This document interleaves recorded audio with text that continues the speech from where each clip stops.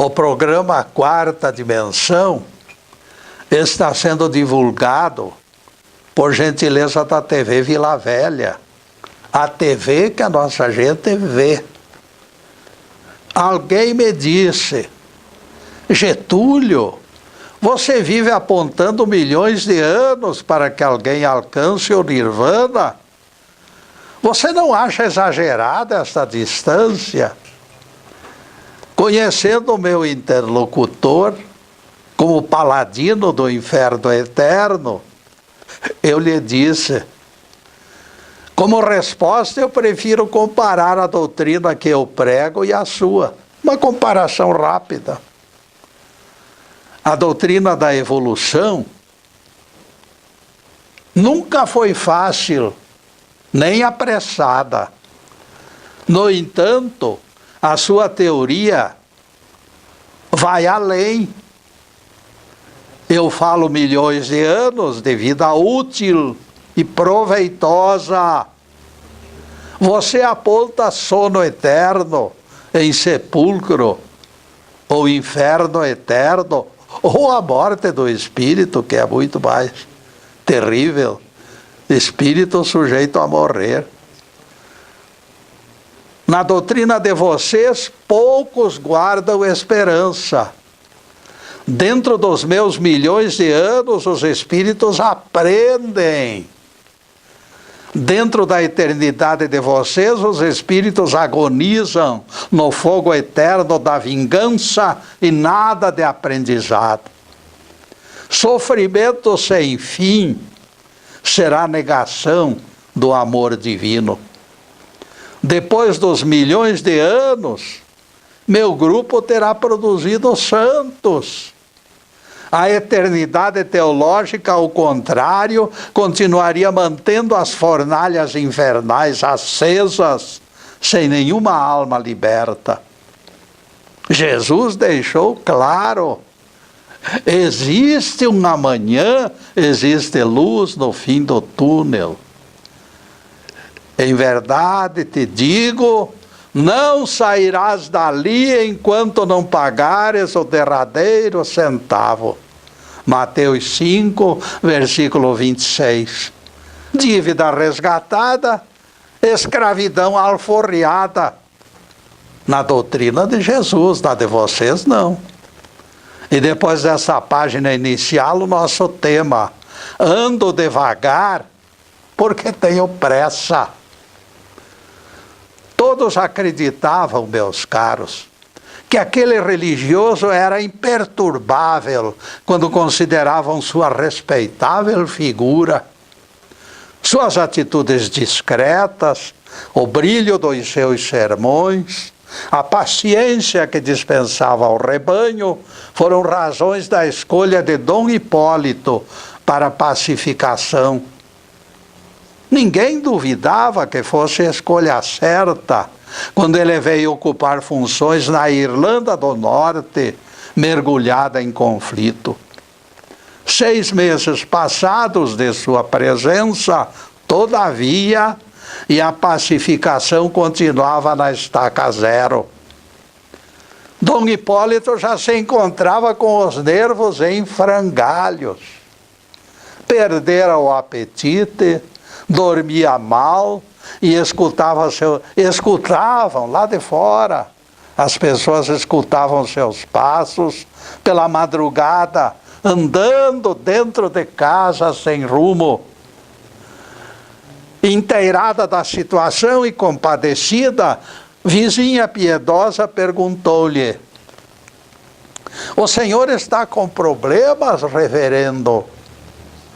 O problema é que eu estou com bastante pressa, minha senhora, e Deus parece não ter pressa alguma. Dom Hipólito descobrira complicações inesperadas naquele conjunto de trabalhos que lhe foram impostos, e de repente perdeu o rumo, porque é muito difícil pacificar pessoas de espírito rebelde. Pior para eles é que Deus não pensava da mesma forma que ele pensava. O Pai das alturas permanecia indiferente aos seus esforços, sem a menor pressa, porque Deus entrega o livre-arbítrio para as pessoas e Deus não gosta de violentar ninguém. Deus nunca violentou ninguém. O que falam por aí é tudo balela, tudo absurdo. Para entendê-la, valerá evocarmos algumas imagens, colocando nossa imaginação para funcionar. As religiões criaram a figura do Deus artífice, com máquinas tapa-buracos e as suas equipes de socorro urgente, como nossas prefeituras. As motos niveladoras pertencentes ao parque de máquinas do Criador Supremo prometem eliminar arestas em toda a terra, tudo promessa, tudo conversinha mole. Essa ideia não é brincadeira minha não, meus amigos. É uma interpretação equivocada da Bíblia. Faz parte de esquema global que vem sendo sistematicamente montado, peça por peça, por trás de cortinas de veludo.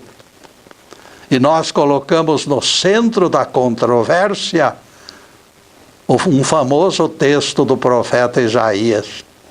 Eis que crio novos céus e nova terra. Isso foi escrito pelo maior profeta do Velho Testamento. E ele continuou profetizando. E não haverá lembrança das coisas passadas, e vós folgareis e exultareis perpetuamente no que eu crio, porque representará alegria para Jerusalém e regozijo para seu povo. E nunca mais se ouvirá voz de choro ou de clamor. Isaías 65, versículos 17 a 19. Exposta a voz profética, eu ficarei satisfeito de alcançar respostas para duas perguntas.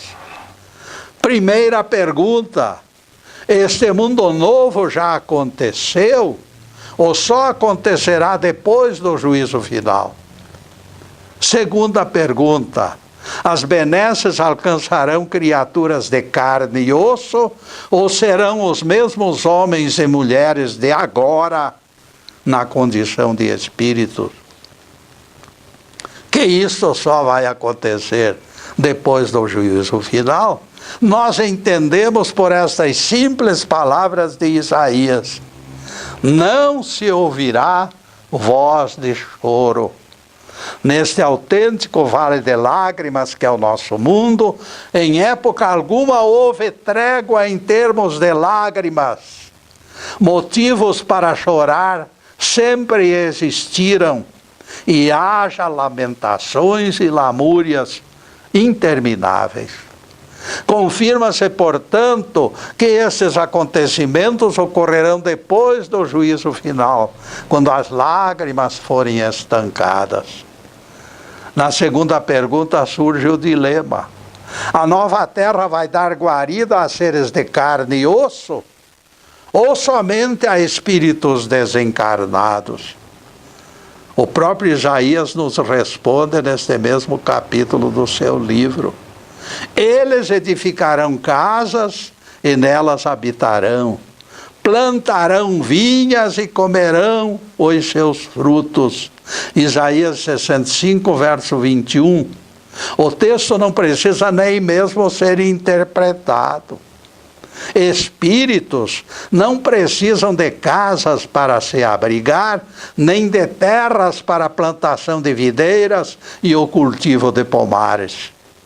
Quando a profecia fala em casas e plantações, nós entendemos que se trata da Mãe Terra, como chão de viventes reencarnados. E é a promessa de Jesus no Sermão da Montanha. Bem-aventurados os mansos, porque eles herdarão a terra. Mateus 5, verso 5. Todas as vítimas das tribulações deste final de ciclo voltarão a reencarnar naquele mundo renovado por Deus, plantando e colhendo frutos. Dá para entender que ainda não será como espíritos no paraíso, como muita gente pensa e divulga em redes de televisão, que Deus vai transladar todos esses espíritos para o céu num instante, contrariando a profecia de Isaías. Será no chão planetário mesmo, para a continuação do aprendizado. Porque depois do juízo final ainda restarão lições para serem aprendidas. Será outro mundo, sim, claro. Um mundo que tem raiva, que tem rancor, que tem morte, que tem guerra, substituído por outro que não tem nada disso, só pode ser um mundo novo. E quem que projetou isso aí? O próprio Deus, nosso Pai. O relacionamento entre os seres humanos mostrará diferenças enormes, porque haverá amor nos corações. Saúde e bem-estar alcançarão níveis jamais vistos. Não obstante tão grande salto, as imperfeições ainda não terminaram, meus amigos. Porque para chegar a santo é preciso muita luta e muitos séculos. A escola e os currículos de aprendizado espiritual ainda não fecharão suas portas. O fato é que não estaremos prontos para a vida no sétimo céu, enquanto dependermos de provações físicas para que aprendamos. Deus não tem pressa, meus caros amigos. A despeito da nossa imperfeição, continuaremos sendo tratados pelo nosso Cristo com a mesma misericórdia e benevolência de sempre. É Isaías que comprova esta nossa afirmação. Quem pecar só aos 100 anos será advertido. Isaías 65:20. Haverá pecado no próximo ciclo? Vejam só. Haverá pecado, sim. Quem pecar aos 100 anos será advertido. Se o profeta diz que haverá pecado e que aos 100 anos será perdoado, então se existirá pecado. Não pecados como hoje, com esses crimes, com essa mortandade total que existe na terra. Mas haverá pecado, sim. O braço justiceiro irá se tornando cada vez mais lento na execução das leis de causa e efeito. Mas ainda ocorrerão transgressões, contrariando teologias por aí. Este texto mostra que depois do juízo final, ainda não mergulharemos de imediato no nirvana da perfeição. E neste ponto, caríssimo, nós vamos fazer a primeira interrupção do programa para os comerciais do canal, mas é um instantinho só. Daqui a pouco estaremos de volta. Obrigado.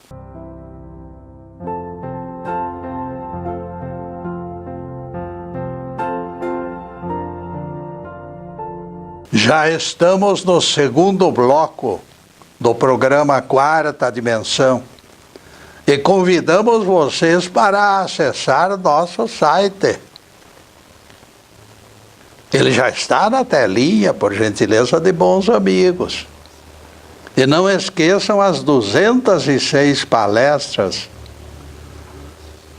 no YouTube, dia e noite, à disposição dos telespectadores. O único clique abrirá dissertações esclarecedoras. As páginas Getúlio no YouTube, constantes do site, estão linkadas em lista de palestras. Escolha dentre elas e clique. Nesta altura pedimos atenção para aviso importante.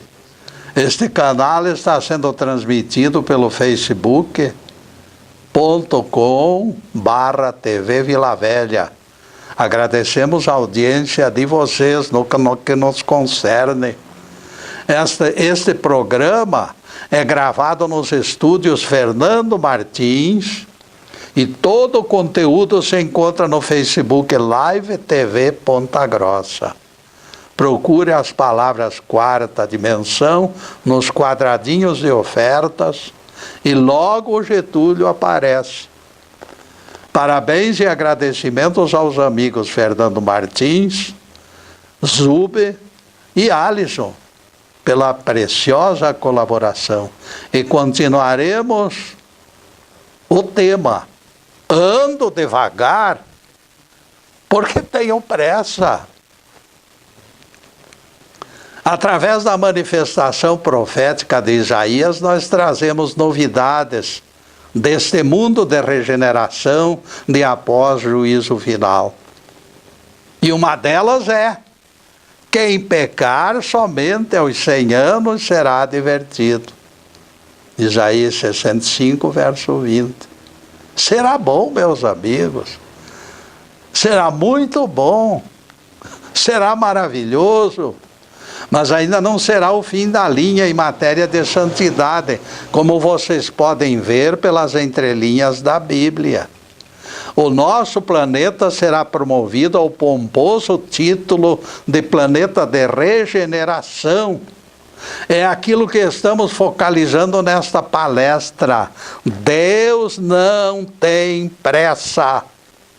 O chão planetário será abençoado lar de todos os que alcançaram a aventura de se encontrar à direita do Cristo juiz.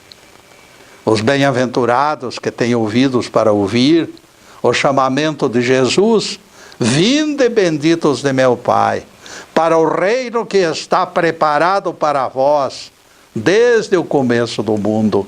Mateus 25, versículo 34. É o princípio de nova vida. É o princípio da convivência estreita com o divino. Os laços serão cada vez mais fortes. A paz alcançará multidões como cascatas de águas vivas. Os eleitos mergulharão em oceano de paz. Maravilhados, os súditos do Cristo reencarnarão glorificados neste mundo de saúde, júbilo e alegria. Mas o aprendizado ainda não terá fim. Os eleitos ainda carregarão corpo físico e, portanto, são aprendizes. Porque Deus não tem pressa, Deus não vai dar uma injeção numa pessoa para que se torne boa, melhor.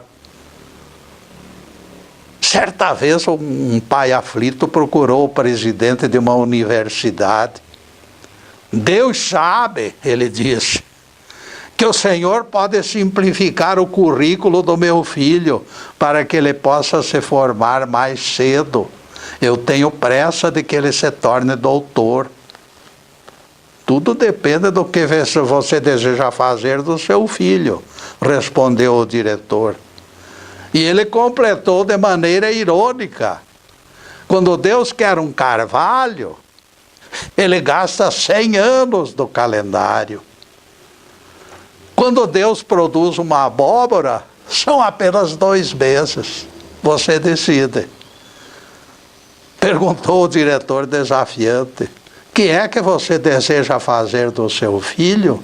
Um carvalho ou abóbora? Produzir abóbora não é a mesma coisa que levantar majestoso carvalho. A árvore é feita para sobreviver séculos. O carvalho é uma pálida imagem da grandeza do nosso Criador. E ele tem sido produzido no tempo de Deus, sem pressa nenhuma. Uma estranha mistura de afobação e ingenuidade. Os catedráticos profetizam que Deus vai arrebatar a igreja, conduzindo a igreja inteira para o céu. Aquela gente toda vai tudo incomodar as almas seráficas que existem no paraíso. Cidadãos deste mundo, onde criança de 10 anos atira numa professora, de repente se salvará em massa num passe de mágica. Porque tudo aqui é feito rápido. Deus, o maior bandido, e Deus chega e salva num instante. Que será isto, minha gente? Qual a razão de tamanha ausência de bom senso? Dizer que Deus desce e arrebata aquela multidão para o 7º céu é o mesmo que chamar Isaías de falso profeta. Porque Isaías mostra a terra nossa aqui, plantação de videiras, e feitura e levantamento de casas. Deus mostra um mundo real e não um mundo fantasiado da teologia. Os teólogos estão errados ou a Bíblia está errada, um dos dois. Os nossos telespectadores decidem sobre qual a resposta adequada para estas perguntas. De minha parte, sem algemas, eu já tirei minhas conclusões. Isaías fala de gente renascida num planeta reformado para receber alunos aprovados em exame. Vocês estão apostando num Deus apressado, eu não. Vocês estão colocando o carro diante dos bois.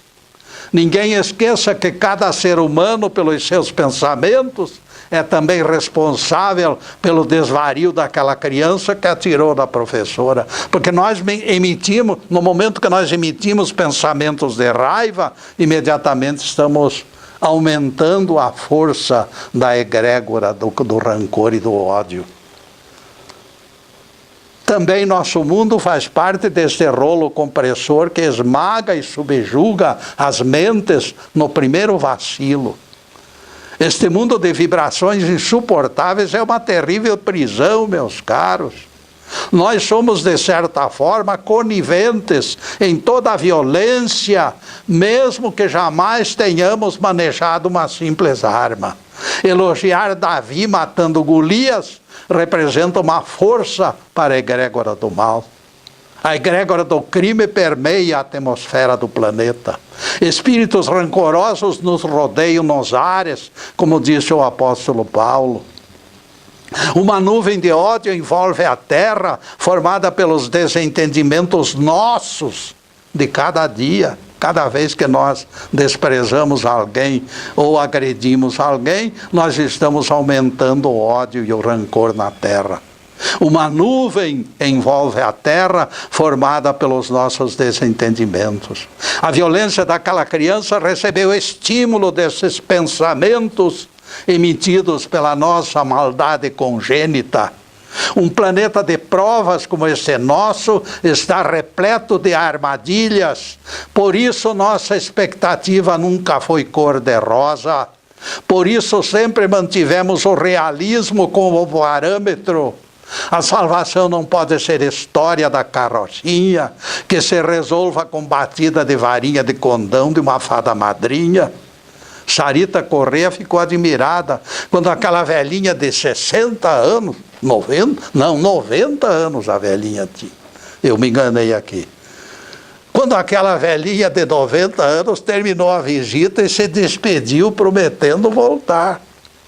A personalidade de Dona Eunice, de 90 anos, entusiasmou Sarita.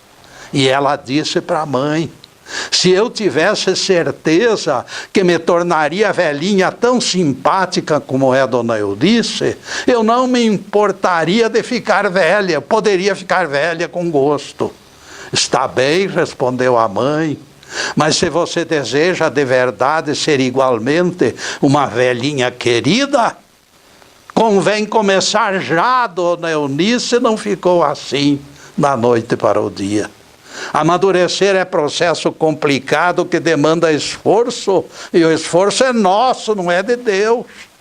Ninguém se iluda com o canto da sereia que aponta caminho largo, fácil, que proclama impunidade em todos os níveis. Salvação fácil é invenção de homens. Jesus pregou o caminho estreito, não largo. Esta ideia de redenção através de cerimônias é estelionato puro. E neste ponto, caríssimos, faremos mais uma pequena interrupção no programa para os comerciais do canal. Mas é um instante só. Daqui a pouco estaremos de volta.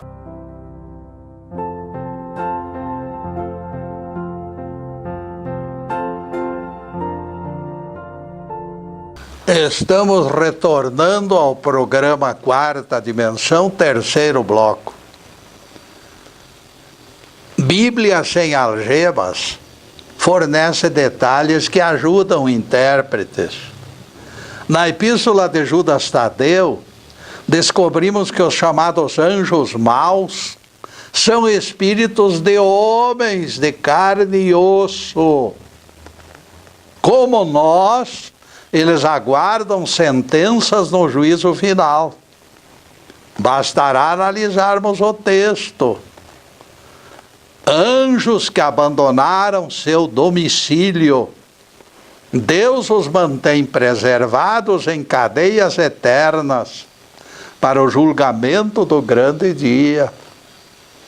Judas Tadeu, capítulo único, verso 6. Estes anjos, chamados maus, não estão dormindo como garantem saduceus modernos. Encontram-se presos em colônias, rodeados de trevas, algemados, esperando o julgamento. Algemas mostram o perigo de fuga, eles podem se evadir de onde estão, é preciso amarrá-los. A parte inexplicável do imbróglio é o castigo antes da sentença, no juízo final. Vejam só. Eles não foram julgados, senhoras e senhores, mas já estão sofrendo antecipada privação de liberdade. Não seria mais fácil concordar com os espiritualistas de que se trata de ímpios de Éden, exilados para nosso planeta no comboio de Adão? Ficaria bem mais fácil entender. Alguém acreditará naquela guerra desencadeada por espíritos inferiores no céu? Acreditar que aquilo aconteceu no céu é uma coisa absurda, meus caros. Na própria morada de Deus, uma guerra. Então Deus não percebeu que tinha bandido ali dentro ao lado dele? Pregações desse tipo são responsáveis pelo crescimento de descrentes. E isto ao lado de propalado grande conflito entre Deus e o diabo, isso aí é de doer até, meus amigos. Quem é o diabo para enfrentar Deus? E está enfrentando desde Adão e Eva, segundo certos teólogos. Isso mostra o atraso dos intérpretes da Bíblia no planeta Terra. E agora o nosso tema: ando devagar porque tenho pressa. Nós tentamos até mesmo apressar o amadurecimento de nossos filhos. Nós queremos que eles façam como o Juscelino Kubitschek, lá que queria que o Brasil progredisse 50 anos. Aos 4 anos de idade, a criança comete uma travessura e nós a censuramos. Filho, você poderia ter mais discernimento. Na sua idade eu já entendia algumas coisas. Por que não se comporta como pequeno homem? Alguém sensato, meus amigos, compreenderia que aquela criança não é um pequeno homem. Enorme estrada lhe falta para chegar a adulto, à maturidade. Conceda tempo ao seu filho, meu caro amigo, como o Pai Celestial concede tempo a nós. Ele concede milhões de anos para que nós possamos progredir. Forçar o amadurecimento de criança antes da hora é agressão. Agressão é contra a natureza. Agressão contra você mesmo como pai. A criança perde as benesses de quadra despreocupada de adaptação ao mundo dos adultos. Você perde o espetáculo de enxergar seu filho crescendo quando lhe interrompe o doce aconchego da meninice. Tudo no universo foi feito para desabrochar da hora certa, a hora da natureza, a hora de Deus.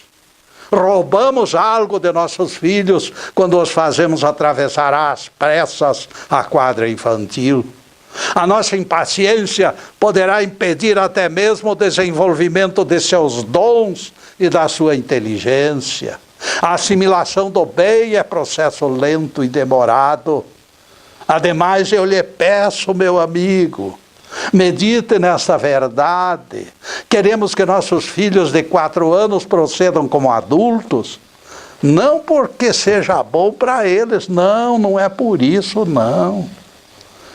Estamos forçando a barra, meus amigos, por indisfarçável impaciência.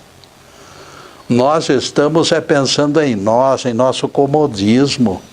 Quanto mais ele se apressar para se tornar alguém menos trabalhoso, melhor para nós. Nós estamos apressados, desejando o quanto antes que eles cresçam e se emancipem e se tornem independentes da nossa tutela. O Pai Celestial jamais agiu desta forma perniciosa. O Pai Celestial vem atravessando os milênios das nossas prevaricações e dos nossos crimes e nos tem deixado livres para o aprendizado. Nosso livre-arbítrio jamais foi violado por Deus. Quem tem pressa somos nós, sempre. Deus jamais modificou seu ritmo. A teologia, porém, não costuma dar mãos à palmatória. A teologia sempre desejou transferir para o Criador a nossa errada concepção de vida. Todo mundo cristão está esperando um raio que modifique o planeta num milionésimo de segundo. Interpretações equivocadas estão tentando modificar as próprias leis da natureza divina. E as vozes dos oráculos se confundem numa confusa algarávia que nós não podemos entender. E as ameaças se fazem ouvir em todas as direções. Profetas da confusão proclamam pelos alto-falantes. A trombeta se fará ouvir e as coisas acontecerão rápidas como relâmpagos. Tudo para eles é relâmpago e tudo para eles é imediato. Percebam que a pretensiosa exigência de Dom Hipólito está bem viva nesse conceito que tudo se concretizará num átimo de segundo. Essa sempre foi a insensata megalomania dos seres humanos. O homem tem o vício da pressa, mas Deus não tem pressa nenhuma. Dom Hipólito tinha pressa e queria que Deus acompanhasse sua urgência em pacificar a Irlanda do Norte. Detalhes, detalhes, detalhes. Apenas uma realidade muito maior está acima desses detalhes. Em nenhuma hipótese o Criador colocará mais lenha na fogueira, adotando partidos ou adotando religiões favoritas dele, como dizem alguns por aí, e favorecendo um dos lados. Quando Deus irá favorecer esta ou aquela religião, este ou aquele ser humano? Deus sabe que o ser humano tem livre-arbítrio para que aprenda a viver. Ele não costuma atender grupos enlouquecidos. O Pai Celestial não vai se preocupar porque eu abusei do meu livre-arbítrio e me estraçalhei. Ele me deixa entregue às suas próprias leis. Este problema é meu, exclusivamente meu. O Pai Celestial está ocupado com o conjunto inteiro de um planeta insano, ainda incapaz de respeitar o embalo da natureza. Imaginemos que o trabalho humano possui engrenagens e essas engrenagens estão interligadas, as engrenagens divinas e as nossas. Quando nós aceleramos e o Pai Celestial mantém seu ritmo lento, as nossas engrenagens quebram pela pretensão de rodar com rapidez. Nós quebramos. As nossas engrenagens viram sucata. Moralmente nós viramos zero. E só nos resta juntar os cacos de quem se atreveu a tentar modificar o ritmo de Deus. A aflição e o desespero daquele Dom Hipólito, na história que contamos, é parte desse confronto. Ele pagou sua cota de perturbação mental pela tentativa frustrada de imposição do seu ritmo. Para que as nossas engrenagens suportem, será indispensável mantê-las no mesmo compasso das engrenagens divinas. Mesmo ritmo, mesmo ritmo. Aí a coisa dá certo. É muito mais fácil dançar acompanhado do embalo da música. A natureza nos diz que a nossa cadência não é normal. Bastará fazermos um teste, fugir temporariamente do burburinho das nossas atividades, andar por entre árvores que crescem devagar, escalar montanhas em silêncio, seguindo trilhas marcadas por milhares de outros peregrinos, realizar nossas orações no ermo, como fazia Jesus, lá no silêncio do ermo. Não existe receita melhor para refazer o ritmo perdido e voltar à serenidade e à paz. Vejam que o sol não se adianta nem se atrasa. Todas as manhãs e todas as tardes ele chega e se despede com a mesma cerimoniosa serenidade. Ninguém conseguirá apressá-lo ou desviá-lo de sua rota ou reduzir o seu calor. E neste ponto, caríssimos, nós vamos fazer mais uma pequena interrupção no programa para os comerciais do canal. Mas é um instantinho só. Daqui a pouco estaremos de volta. Obrigado.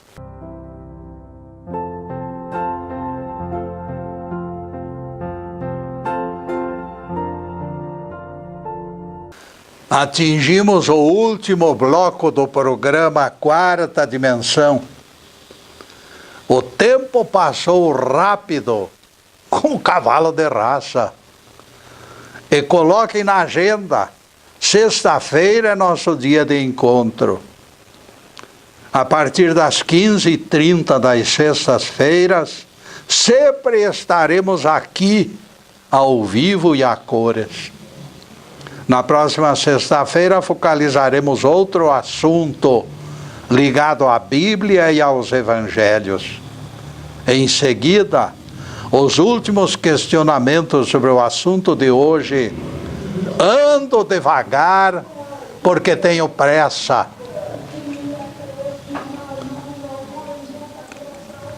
O gelo petrificado no lago só vai derreter lentamente quando a temperatura subir.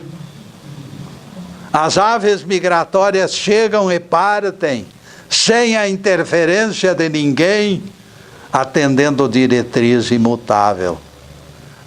Elas não usam despertadores. Até as invenções, sobre as quais o homem alega absoluto controle, não acontecem antes do tempo.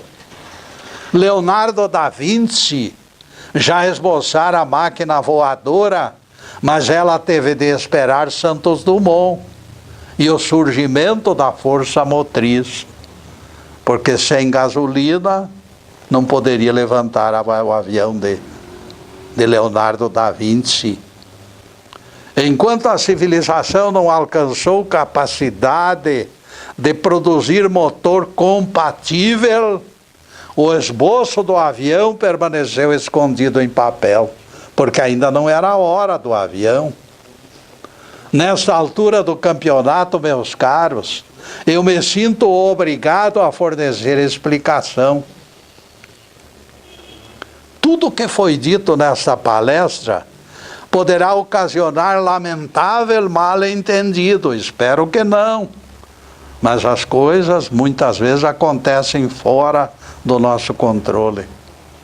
Alguém poderá torcer as nossas palavras, afirmando que pregamos atitude expectante, imobilismo fatalista, errada paciência.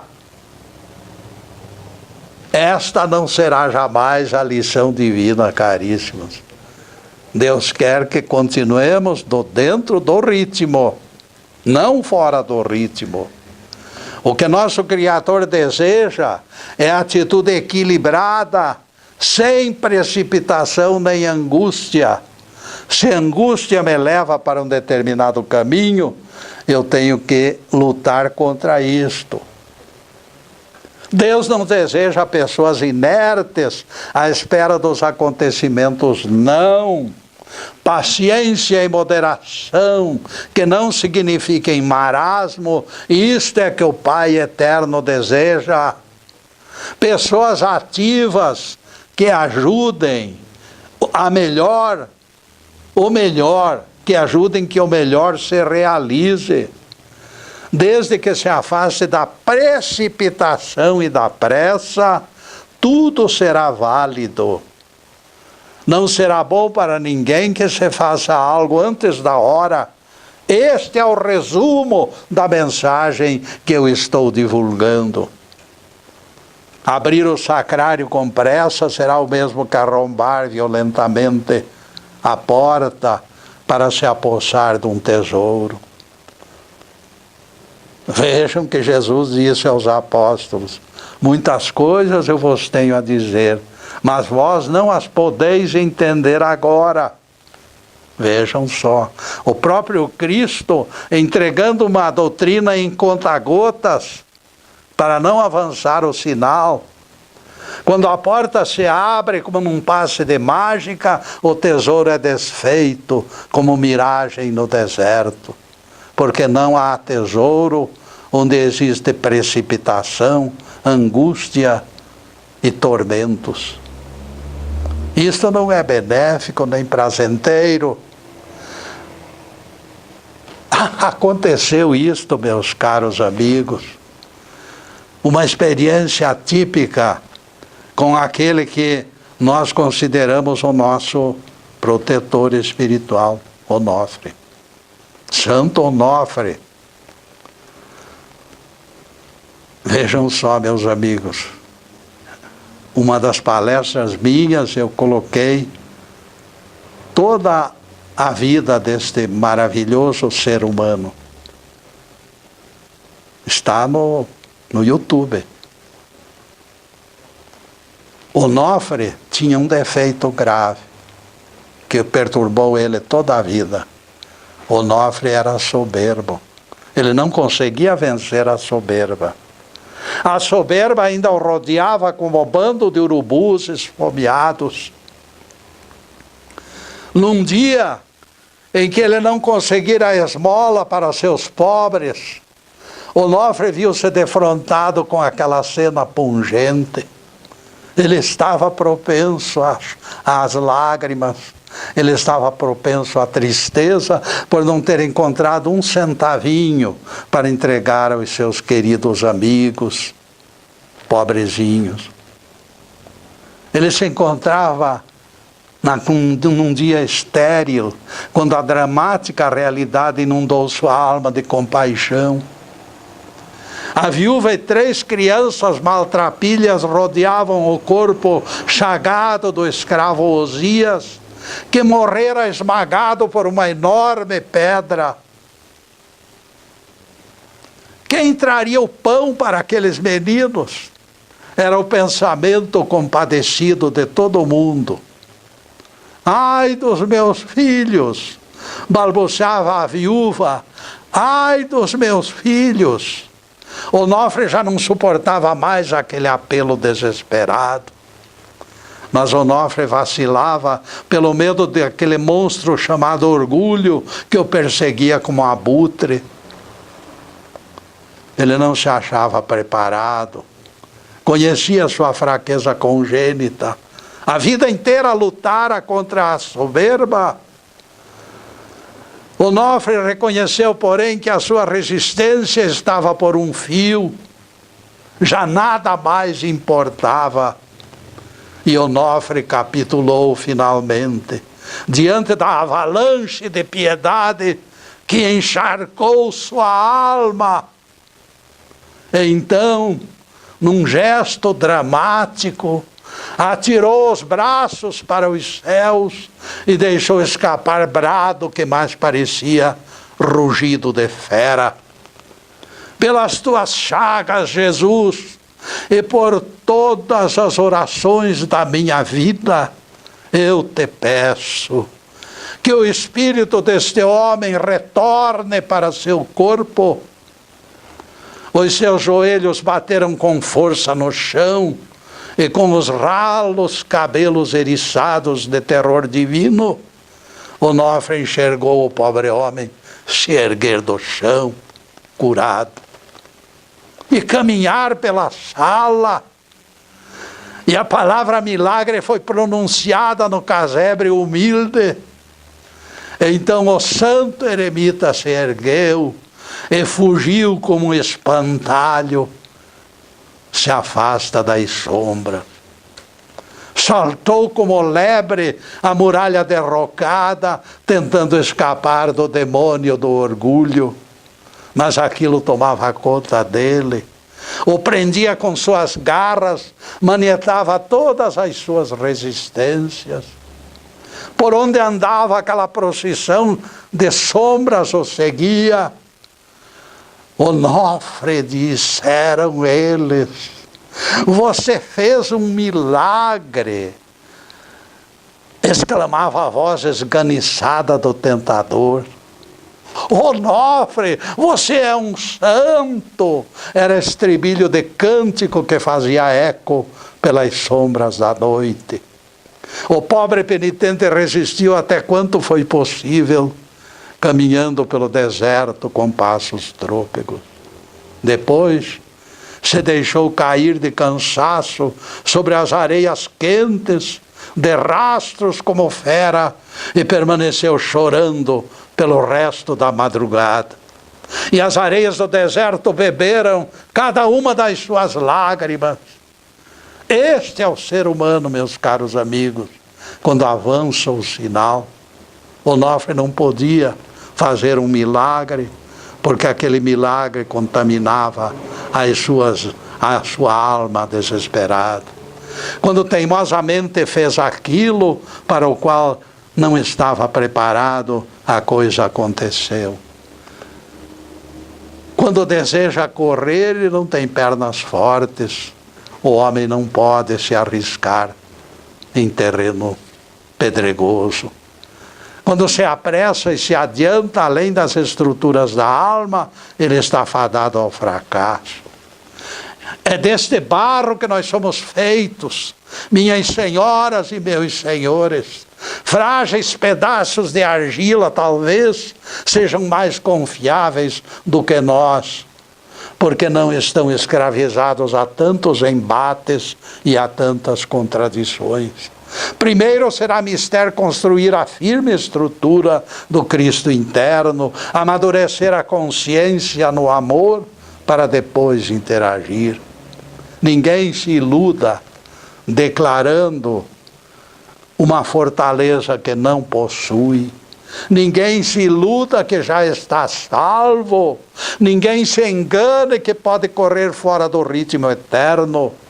Nem o mais perfeito e saudável de todos os seres vivos pode derrogar o compasso da eternidade. É Ele, é o Pai das alturas, quem vai regular nossos passos e nos colocar no rumo certo. Louvado seja Deus. Que o Senhor nos abençoe e nos guarde. Que o Senhor faça resplandecer o seu rosto sobre nós e tenha misericórdia de nós. Que o Senhor sobre nós levante o seu rosto e nos dê a paz. Louvado seja o nosso querido Deus Pai. Louvado seja o santo nome de Jesus, o nosso Cristo. Obrigado, Deus. Obrigado, Jesus. E para vocês, meus amigos, além desta câmera, eu desejo de todo o coração que desçam bênçãos de prosperidade, de paz, de harmonia, de conforto espiritual, de tudo que é bom, mas acima de tudo, que seja inundado os corações com as bênçãos do amor. Muito obrigado, meus amigos, e boa noite.